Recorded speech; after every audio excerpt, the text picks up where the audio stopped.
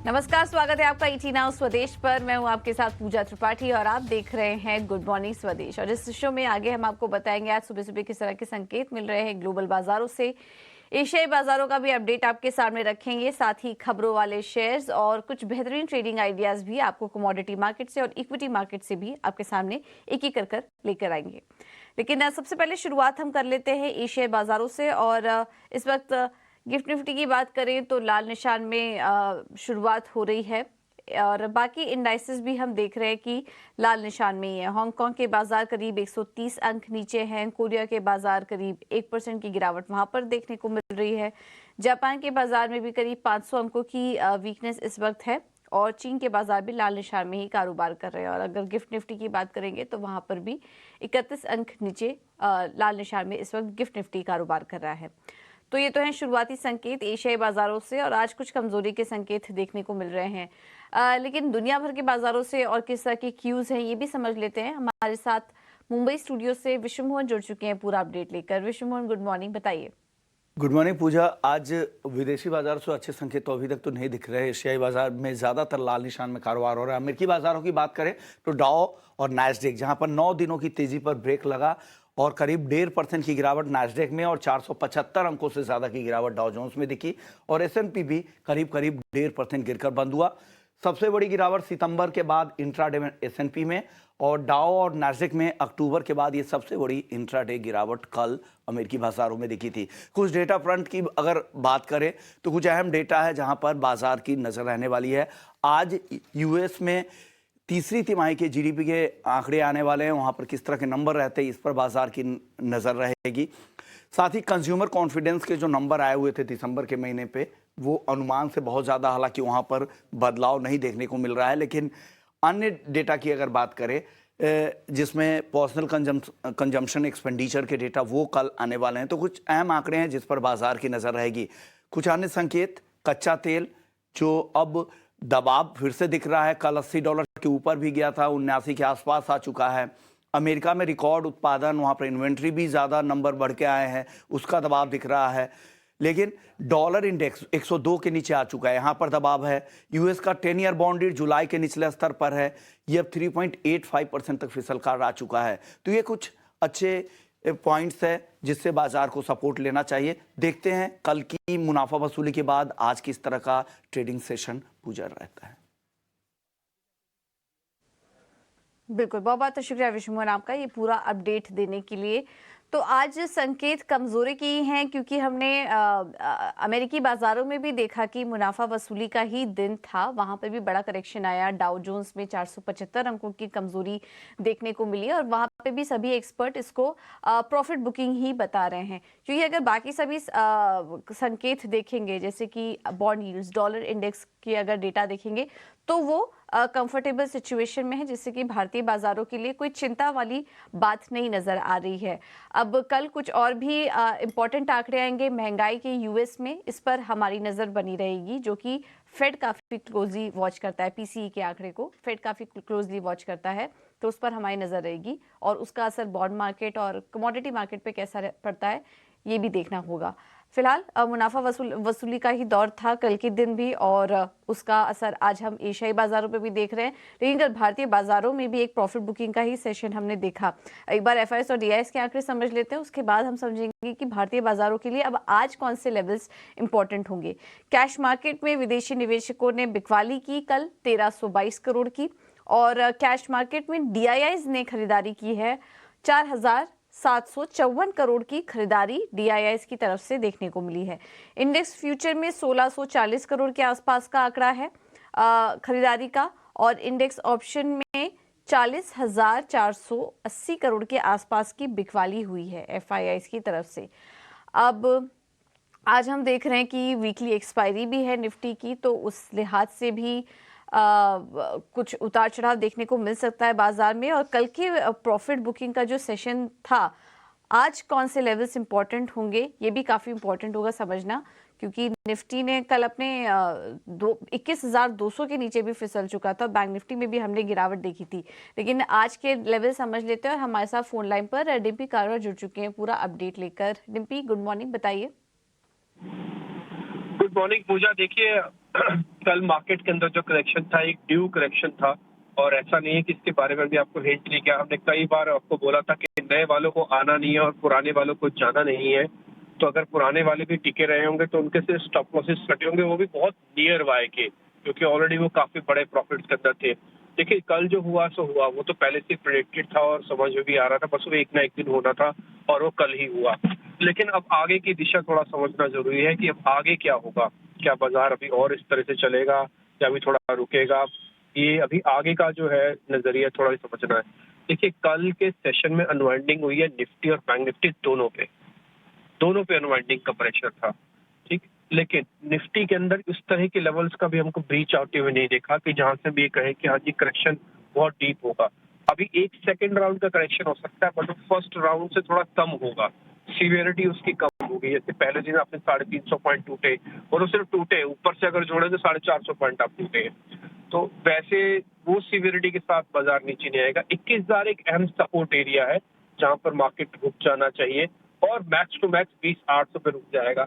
यहाँ एक अच्छी अपॉर्चुनिटी है उन लोगों के लिए जिन्होंने अभी तक मार्केट के अंदर एंटर नहीं किया और एंटर करना चाहते हैं, ये पहला पॉइंट है। लेकिन एक चीज को ध्यान रखिए जो मैं बोलने जा रहा हूँ, ये जो एंट्री करेंगे आप सिर्फ 400 से 500 पॉइंट का ही करेंगे। ऐसा नहीं है कि बाजार अब परमानेंट तेजी के अंदर जाएगा। अब परमानेंट तेजी और परमानेंट गिरावट दोनों थोड़ा सा दूर रखिएगा। अब आपको थोड़ा वॉलेटाइल सेशंस देखने को मिलेंगे, हर दिन उतार चढ़ाव मार्केट के अंदर चहल पहल रहेगी। इसलिए इस डिप का इस्तेमाल कीजिए, 400-500 पॉइंट मिलते हैं निकल जाइए, फिर से इस डिप का इस्तेमाल कीजिए, 400-500 पॉइंट मिलते हैं निकल जाइए, ऊपर पे बेचिए नीचे पे खरीदिए। इस तरह का फिलहाल अभी आपको काम करना पड़ेगा। दूसरी बात, प्रीमियम्स अभी भी है, लेकिन बैंक निफ्टी की स्थिति थोड़ी ज्यादा नाजुक हुई है कल। एक तो कल उसकी वीकली एक्सपायरी थी, दूसरा उसके अंदर डिस्काउंट आ गया। अगर आप बैंक निफ्टी को प्लस करेंगे ना तो 100 पॉइंट तो आपको वैसे ही फ्री के मिलेंगे, क्योंकि उसके अंदर 100 पॉइंट का डिस्काउंट आया हुआ है। तो आपको थोड़ा सा पोजिशनली अपने आप को रखना है। एक सेकंड राउंड का डिप जरूर आज मार्केट आपको फिर से देगा, उसका इस्तेमाल करना है। लेकिन डिप का इस्तेमाल सिर्फ और सिर्फ ट्रेडिंग के पॉइंट ऑफ व्यू से या स्विंग ट्रेडिंग के पॉइंट ऑफ व्यू से करना है, परमानेंटली इसको रखना नहीं है। धीरे धीरे करके 21,500 21,800 वाला एरिया रेजिस्टेंस एरिया बन रहा है, जो शायद इस साल का भी रेजिस्टेंस एरिया ही बना रहेगा, इस साल में ब्रेक भी ना करें इसको। लेकिन आपको नीचे के एरियाज में सपोर्ट मिलने पे अभी ये पुल बैक देगा, अभी वो लेवल्स खत्म नहीं हुए। अभी अब एफआईज का नंबर पढ़ रहे थे, उसमें करीब 65% की लॉन्ग होल्डिंग्स है उनकी। उन्होंने तो कल 3% बकायदा खरीदा है, कल डीआईज ने खरीदा है 2%। तो माल किसने बेचा है? कल रिटेलर्स के हाथ से काफी माल चला गया और करीब 40% ही उनके पास अब लॉन्ग पोजीशंस रह गई हैं। दूसरी एक बात, जब भी इंडेक्स ऑप्शंस के अंदर और कैश के अंदर बिकवाली होगी तो बाजार बहुत जल्दी जल्दी ऊपर नहीं आएगा और अनवाइंडिंग का प्रेशर भी है। तो सारे सिग्नल इंडिकेट कर रहे हैं। दूसरा, 10 शेयर F&O बैन में है, तो मार्केट के अंदर एंजाइटी का लेवल हमेशा बढ़ता है, और जब जब एंजाइटी बढ़ेगी इस तरह की वॉलिटिलिटी बढ़ेगी। तो कल इतने बड़े स्विंग आने के बाद भी 10 शेयर F&O बैन में है, तो आप कैसे खत्म करेंगे कि मार्केट के अंदर और स्विंग नहीं हुआ? तो स्विंग तो होगा, उसके लिए बस आपको प्रिपेयर करना है। सेकंड राउंड जब भी आपको नीचे मिले आप प्लस कीजिएगा छोटे छोटे प्रॉफिट्स के लिए, फिर सिस्टम से बाहर निकल रहे हैं। ऑप्शंस वाले खूब एक्टिव रहे, उनके तो दिन है, उनके तो गोल्डन डेज हैं, इस समय ऑप्शंस वाले खूब एक्टिव रहे। जहां सपोर्ट मिले वहां पे कॉल्स प्लस करो, जहां पे रेजिस्टेंस मिले वहां पे पुटे प्लस करो, तो आपको अच्छा ट्रेड मिल जाएगा, कम पैसे में ज्यादा पैसे कमा पाएंगे आप। बिल्कुल, बहुत-बहुत शुक्रिया डिम्पी आपका ये पूरा एनालिसिस करने के लिए। तो कुछ काफ़ी इम्पोर्टेंट पॉइंट्स बताए हमने आपको अभी इस डिस्कशन में। कंसोलिडेशन का फेज़ ख़त्म हो चुका है। अब ऑप्शन ट्रेडर्स जिनको कि अभी तक हम दूर रहने की सलाह दे रहे थे, अब उनके लिए काफ़ी अच्छा समय है। आने वाले कुछ दिन वॉलेटाइल होंगे, तो उसमें ऑप्शन ट्रेडर्स के लिए काफ़ी फ़ायदा होगा। एक सेकेंड राउंड ऑफ करेक्शन और देखने को मिल सकता है, ज़्यादा नहीं रहेगा लेकिन एक करेक्शन और आएगा। तो अभी तक जो बाजार से दूर थे, अब उनके लिए सही मौका है। अगर आप एंट्री लेना चाहें तो ले सकते हैं। लेवल्स हमने आपको बता दिए हैं। और अब निफ्टी के लिए जो अहम सपोर्ट निकल कर आ रहा है वो 21,000, बहुत ज़्यादा गिरा तो 20,800 का। तो ये कुछ इंपॉर्टेंट लेवल्स हैं, यहाँ पर नज़र रखिए। और ट्रेडिंग के आइडियाज़ भी, रणनीति भी हमने आपको बताई। लेकिन ऐसे में ट्रेड कैसे लें ये समझ लेते हैं। हमारे साथ कोटक सिक्योरिटीज़ के श्रीकांत चौहान मौजूद हैं। Shrikant, thank you so much ET Now Swadesh को समय देने के लिए। तो अगर किसी को आज निफ्टी और बैंक निफ्टी में ट्रेड करना हो तो आप क्या लेवल्स देखेंगे, क्या लेवल्स सुझाएंगे? और अपने स्टॉक स्पेसिफिक आइडियाज़ भी बताइए, किन शेयरों में ट्रेड करें? Good morning everyone. तो देखिए, अगर इस मार्केट में जो हमने कल के दिन में जो सेल ऑफ देखा वो इनफैक्ट पिछले कई दिनों से ड्यू था, लेकिन मार्केट में काफी अच्छा मोमेंटम चल रहा था। मुझे लगता है कल स्पेसिफिक रीजन शायद कोविड वेरिएंट के पीछे या कुछ लिक्विडेशन के पीछे मार्केट में अच्छी खासी गिरावट हुई और उसके बाद मुझे लगता है कि कई सारे इंपॉर्टेंट लेवल्स एक साथ टूटे गए। तो टेक्निकल फॉर्मेशन के बेसिस पे तो बिल्कुल जैसे डिम्पी साहब ने बताया, मुझे भी वैसे ही लग रहा है कि मार्केट में यहाँ से और करेक्शन दिखाई दे सकता है और यहाँ पे हमें ट्रेडिंग करना है। मार्केट कंसोलिडेट कर सकता है, मार्केट वोलेटाइल रहेगा, बट साथ ही साथ ऑप्शन ट्रेडर्स के लिए काफी अच्छे मौके इस मार्केट्स में बनेंगे क्योंकि विक्स जो है वो अभी ऑलमोस्ट 14.5 से 15% के करीब आ चुका है। तो यहाँ पे क्या होता है कि जो कॉल पुट लॉन्ग करके चलते हैं उनके लिए ज्यादा दिखाई देता है। अच्छा, इसके बाद अगर हम निफ्टी की बात करें स्पेसिफिकली तो 20,950 20,900 के करीब निफ्टी ने एक बड़ा बुलिश गैप छोड़ा था। उन्हीं लेवल्स के करीब हमें लगता है कि मार्केट में एक बार वापस से खरीदारी लौट सकती है। तो उन लेवल्स के करीब आप कुछ कॉल ऑप्शंस खरीदें, स्टॉप लॉस रखिए 20,750 का जो प्रीवियस लो था। हायर साइड पे हमें लगता है कि 21,350 जो एक इंपॉर्टेंट सपोर्ट बना था, अभी वो रेजिस्टेंस बनेगा। तो 21,350 हमारे लिए रेजिस्टेंस रहेगा, 20,950 हमारे लिए सपोर्ट रहेगा।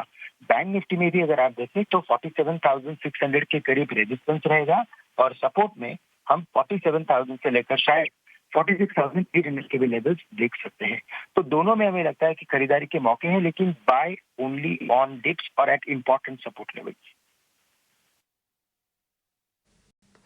ठीक है, तो इंपॉर्टेंट सपोर्ट लेवल पर आए या फिर और गिरावट आए तब यहाँ पर खरीदारी करके चलिए। लेवल्स आपको बता दिए हैं श्रीकांत। इसके अलावा किन शेयरों में ट्रेड करने की सलाह देंगे आप आज? हाँ, तो देखिए मुझे लगता है ऑयल एंड गैस यहाँ पे एक अच्छा ओवरऑल मोमेंटम बना हुआ है पूरे स्पेस में और यहाँ पे हमें लगता है कि ओएनजीसी स्पेसिफिकली अगर आप देखें तो यहाँ पे अच्छा एक टेक्निकल फॉर्मेशन है। कल के दिन में नो डाउट हमने एक बड़ी तेजी के बाद एक बड़ी गिरावट देखी, लेकिन वापस से ये स्टॉक अपने इंपॉर्टेंट सपोर्ट्स के करीब आ चुका है। तो 203 204 के करीब इसे खरीदा जा सकता है। स्टॉप लॉस हम रखेंगे यहाँ पे 200 रुपए का या 199 रुपीज का और हमें लगता है कि वापस से ये स्टॉक एक बार 210 से लेकर 212 के लेवल्स दिखा सकता है। इसके अलावा अगर हम गेल की बात करें, गैस अथॉरिटी की, तो यहाँ पे भी हमें लगता है कि अच्छा खासा एक मौका है करेक्शन में खरीदने का। 137 138 के करीब खरीदे, स्टॉप लॉस रखे 134, टारगेट्स नजर आते हैं यहाँ पे 144 के। ओके, ठीक है। थैंक यू श्रीकांत आपका समय देने के लिए और ये रणनीति सुझाने के लिए। तो आज भी oil and gas stocks focus में रहेंगे। ओएनजीसी कल का टॉप गेनर था, आज भी आप यहां पर खरीदारी करके चल सकते हैं। 212 के लक्ष्य के लिए स्टॉप लॉस होगा 200 का और गेल में भी खरीदारी करने की सलाह 144 के टारगेट के लिए। अब आगे बढ़ते हैं, बात करते हैं खबरों वाले शेयर्स की। हमारे साथ मुंबई स्टूडियो से शरद जुड़ चुके हैं पूरा अपडेट लेकर। शरद, गुड मॉर्निंग। सबसे पहले तो आईपीओ से शुरुआत कीजिए। आज किन किन आईपीओ में एक्शन एक्सपेक्टेड है, कहां पर नजर होगी? जी बिल्कुल, आईपीओ एक्शन तो बहुत बढ़ते जा रहा है और आज जो है ऑफ कोर्स लिस्टिंग से स्टार्ट करता हूं मैं। आइनॉक्स सीवीए इंडिया, इनका आज लिस्टिंग है। आईपीओ प्राइस लगभग 660 रुपीज़ था और सब्सक्रिप्शन आंकड़े भी देखें तो ऑलमोस्ट 61 टाइम्स पे है। लिस्टिंग है जो एक्सपेक्टेड है जो है पॉजिटिव देखने मिल सकती है। ग्रे मार्केट प्रीमियम में लगभग 75 to 80% का जो है हमें देखने मिल रहा है लिस्टिंग गेंस का। सब्सक्रिप्शंस की भी बात कर लेते हैं। कुछ 3 कंपनियां हैं जिनकी सब्सक्रिप्शन अब बंद हो चुकी हैं। मुथूट माइक्रो फाइनेंस 12 गुना सब्सक्राइब हुआ है। मोती सन्स 170 से ज़्यादा गुना सब्सक्राइब हुआ है। सूरज एस्टेट डेवलपर्स भी लगभग 17 गुना सब्सक्रिप्शन है। अब याद रखिए ये तीनों कंपनीज़ की आईपीओ की सब्सक्रिप्शन अब बंद हो चुकी हैं। आज आखिरी दिन है अलग 3 कंपनियों उसकी जिनकी आज जो है सब्सक्रिप्शन रहेगी। और जो एंड ऑफ डे 2 की अगर आंकड़ों की बात करें, हैप्पी फोर्जिंग्स में लगभग 8 गुना, आरबीजेड ज्वेलर्स में 7.3 टाइम्स और क्रेडो ब्रांड्स मार्केटिंग जो मुफ्ती की पेरेंट कंपनी है वो 7.1 टाइम्स है। और दूसरा दिन है आज सब्सक्रिप्शन का, जहाँ पे जो पहले दिन के एंड में आज़ाद इंजीनियरिंग जो कल आईपीओ इशू खुला था वहाँ पे ऑलमोस्ट 3.5 गुना की सब्सक्रिप्शन बढ़ा है। तो हमने आपको बताया कि 7 आईपीओ जो हैं जिनके सब्सक्रिप्शन लेवल्स चेंज हो रहे हैं एक लिस्टिंग का। और इसके अलावा आज एक आईपीओ इशू खुल भी रहा है। इनोवा कैपटैप करके कंपनी है। ऑफ कोर्स दिसंबर 21 से 26 तक रहने वाला है क्योंकि एक एक्सटेंडेड हॉलीडे और वीकेंड है, तो इसके कारण 5 दिन आपको दिख रहा है। इसमें लगभग 170 करोड़ रुपए जो एंकर इन्वेस्टर से जुड़े गए हैं, जहां पे बड़े दिग्गज नाम इंक्लूड करते हैं वाइट ओक और दूसरा ICICI Pru mutual fund. IPO price 426 to 448 rupees का है। जो आईपीओ साइज की बात करें तो लगभग 570 करोड़ का है, जिसमें जो फ्रेश इशू है वो लगभग 320 करोड़ का है और जो बाकी की अमाउंट है वो ऑफ सेल है। ओके, तो ये तो बात हुई आईपीओ अपडेट की। इसके अलावा आप शरद खबरों वाले शेयर्स भी बताइए आज। खबरों वाले शेयर्स में ऑफकोर्स जी सबसे पहले फोकस पे रहने वाला है। और यहाँ पे जो है याद रखिए, जो जी और सोनी की जो मर्जर की इफेक्टिव डेट थी स्कीम की, वो आज थी। अभी तक कोई फॉर्मल एक्सटेंशन का अनाउंसमेंट नहीं हुआ है, लेकिन जी ने कहा है कि अभी वो सोनी के साथ बातचीत चल रही है, जहाँ पे वो फर्दर राउंड ऑफ नेगोशिएशंस कर सकते हैं। लेकिन जो पुख्ता कुछ अनाउंसमेंट आया नहीं है कि जिस तरह ये जो स्कीम ऑफ मर्जर है वो आगे बढ़ेगा कि नहीं, पर बातचीत चल रही है और आज जो डिस्कशन भी हो सकती है ताकि यह एक्सटेंड कर पाए स्कीम को। तो जी भी ज़रूर फोकस में रखिएगा। मजगांव डॉक दूसरा स्टॉक है फोकस में। यहाँ पे मिनिस्ट्री ऑफ डिफेंस ने 1615 करोड़ का एक कॉन्ट्रैक्ट साइन किया है। यहाँ पे आप याद रखिए, कंपनी को जो है 6 पेट्रोल वेसल्स बना के देने होंगे इंडियन कोस्ट गार्ड को। तो स्टॉक में मोमेंटम देखने मिल सकता है। कल हमने देखा एस्ट्रल में इंपॉर्टेंट ब्लॉक डील हुआ था, जहाँ पे प्रमोटर्स ने लगभग 2% स्टेक की बिकवाली की है। अब्जॉर्प्शन में 2 बड़े दिग्गज एफआईज का नाम आया है। एक है अबू धाबी इन्वेस्टमेंट अथॉरिटी और दूसरा है गवर्नमेंट ऑफ सिंगापुर। चौथा स्टॉक रहेगा स्मॉल कैप स्पेस में Shriram pistons and rings. Interestingly कल के गिरावट में जो है अबैकस ग्रुप ने, जो सुनील सिंघानिया प्रमोटेड ग्रुप है, उन्होंने 6.5% से ज़्यादा की स्टेक की जो है एक्विजिशन इस कंपनी में की है ओपन मार्केट के जरिए। फ्लेयर राइटिंग जो हाल ही में लिस्टेड थी कंपनी, यहाँ पे नतीजे थोड़े मिले जुले देखने मिले हैं। रेवेन्यू थोड़ी फ्लैटिश रही है, ऑलमोस्ट 4% सिक्वेंशली बढ़ा है। हालांकि मार्जिन्स में दबाव आया है 23 बेसिस पॉइंट्स का। इंडिया पेस्टिसाइड्स भी फोकस में रहेगा। यहाँ पे यूरोपियन अथॉरिटी से सर्टिफिकेशन आई है हर्बिसाइड टेक्निकल प्रोडक्ट को लेके, यानी कि पॉजिटिव इम्पैक्ट स्टॉक में देखने मिल सकता है। और वहीं अगर एस्ट्राजेनेका फार्मा की बात करें तो यहाँ पे वो एक कैंसर ड्रग जो है लॉन्च करने वाले भारत के मार्केट्स में जनवरी के महीने में। मोतीलाल ओसवाल का फाइनेंशियल का जो है एक एनालिस्ट मीट था, यहाँ पे इम्पॉर्टेंट बात एक समझ के आ रही है, जहाँ पे वो अपनी हाउसिंग बिजनेस है, हाउसिंग फाइनेंस बिजनेस, उसको जो है सेपरेटली वो लिस्ट कर सकते हैं डीमर्जर के बाद। तो यहाँ पे एक वैल्यू अनलॉकिंग देखने मिल सकता है। और इसके अलावा जो पैट है, ऑपरेटिंग पैट जो ओवरऑल कंपनी की है, वो एक्सपेक्टेड है कि 15 से लेकर 20% तक के सीएजीआर लेवल्स पे आगे जाते हुए देखने मिल सकते हैं। डीएलएफ फोकस में रहेगा। और कल हमने बताया था कि हमारे एक्सक्लूसिव स्टोरीज आई थी टीना स्वदेश में कि डीएलएफ 2 इंपॉर्टेंट प्रोडक्ट्स लॉन्च कर रहे हैं, प्रोजेक्ट्स। अब जो है एक और प्रोजेक्ट है जहाँ पे बात चल रही है कि पहला 500 यूनिट जो आर्बर 2 करके एक उनके प्रोजेक्ट है गुरुग्राम में, जो सेक्टर 77 में है, वो आज लॉन्च हो सकती है। और यहाँ पे इस लॉन्च के हिसाब से जो पोटेंशियल सेल्स है वो लगभग 9000 करोड़ का एक्सपेक्टेशंस है। तो यहाँ पे ऑफ कोर्स याद रखिए, जब पहली बार जो लॉन्च हुई थी डीएलएफ के आर्बर 1 प्रोजेक्ट की, तो स्टॉक में तेज़ी मार्च के महीने में देखने मिली थी। और यहाँ पे भी लगता है कि आज देखने मिल सकता है। ठीक है, तो ये हैं खबरों वाले शेयर्स जिस पर कि आज फोकस रहेगा। बहुत बहुत शुक्रिया शरद आपका ये सारी जानकारी देने के लिए। चलिए, टीम मार्केट की यहाँ पर ट्रेड कैसे करें रणनीति बताने के लिए हमारे साथ ट्रेडेबल सिक्योरिटीज से भाविक पटेल जुड़ चुके हैं। भाभी, थैंक यू सो मच टीना स्वदेश को समय देने के लिए। बताइए आज कहाँ पर कैसे ट्रेड करें कमोडिटी मार्केट में। Good morning. आई थिंक सोने में आज बेच के ही काम करना चाहिए। तो फरवरी कॉन्ट्रैक्ट अराउंड 62,400 पे शॉर्ट कर सकते हैं 62,200 के टारगेट के लिए, और स्टॉप लॉस रख सकते हैं 62,650 का। और चांदी में हमने देखा है कि कल एक अच्छी बेहतरीन अप ट्रेंड देखने को मिले। तो चांदी में मेरा थोड़ा कॉन्ट्रेरियन कॉल होगा कि जहाँ पे मार्च कॉन्ट्रैक्ट में 75,200 पे बाय कर सकते हैं 75,700 के टारगेट के लिए, और स्टॉप लॉस रख सकते हैं 74,900 का। ठीक है, तो ये तो बात हुई गोल्ड सिल्वर में। भाविक, बेस मेटल्स में भी राय दीजिए कहाँ पर ट्रेड करें, और कच्चे तेल में भी रणनीति बताइए अपनी। कॉपर में अगर देखें तो आई थिंक कॉपर भी मुझे लग रहा है थोड़ी प्रॉफिट बुकिंग हो सकती है। तो दिसंबर कॉन्ट्रैक्ट है वो 728.50 पे शॉर्ट कर सकते हैं 724 के टारगेट के लिए, और स्टॉप लॉस रख सकते हैं 731 का। और कच्चे तेल में देखें तो अभी भी आई थिंक ट्रेंड ऊपर का ही है, थोड़ा बहुत प्रॉफिट बुकिंग हल्के से दिख रहा है।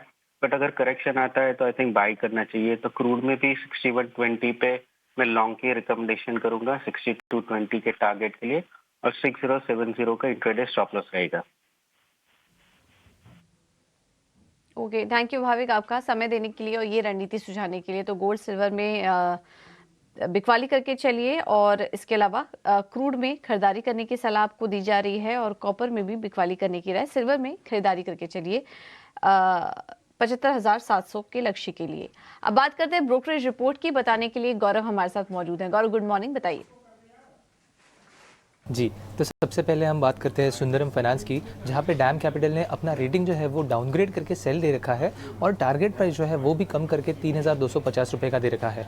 तो उनके हिसाब से अभी का फ़िलहाल जो प्राइस है कंपनी का वो काफ़ी परफेक्शन से भी अबव लेवल पे है और आगे जाके ग्रोथ में भी कहीं पे हमें मॉडरेशन दिख सकता है डैम कैपिटल के हिसाब से। उनका ये भी मानना है कि उन्होंने अब तक एसेट क्वालिटी में कोई भी डिटोरिएशन जो है वो फैक्टर इन नहीं किया है और उसके चलते हुए भी उन्होंने अपना टारगेट प्राइस जो है वो कम करके 3,250 का कर रखा है सुंदरम फाइनेंस के लिए। अगला स्टॉक हम देखेंगे ऑर्किड फार्मा, जहाँ पे नुवामा ने इनिशिएट किया है और टारगेट प्राइस दे रखा है 900 रुपये का। तो उनके हिसाब से ये जो बिज़नेस है वो कहीं पे कोर बिज़नेस जो है ऑर्किड फार्मा का वो कहीं पे आगे जाके रैंप अप होगा।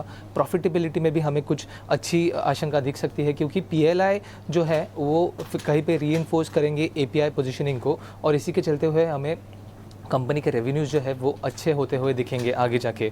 और इसी के चलते हुए उनका मानना ये है कि अगर हम बेयर केस भी देखें इस ऑर्किड फार्मा के लिए तो भी हमें यहाँ से जाके 16% का अपसाइड देखने को मिल सकता है स्टॉक के प्राइस में और इसीलिए उन्होंने अपना टारगेट प्राइस जो है वो 900 रुपये पे बनाए रखा है। अगला स्टॉक हम देखेंगे यात्रा ऑनलाइन, जहाँ पे इन्वेस्टेक ने इनिशिएट किया है बाय रेटिंग के साथ और टारगेट प्राइस दे रखा है 215 रुपये का। तो उनका मानना ये है कि ये जो स्टॉक है वो इन्वेस्टर्स ने मिस नहीं करना चाहिए क्योंकि हमें काफ़ी अच्छी ग्रोथ इसमें दिख सकती है। बिल्कुल, बहुत बहुत शुक्रिया गौरव आपका ये सारी जानकारी देने के लिए। चलिए फिलहाल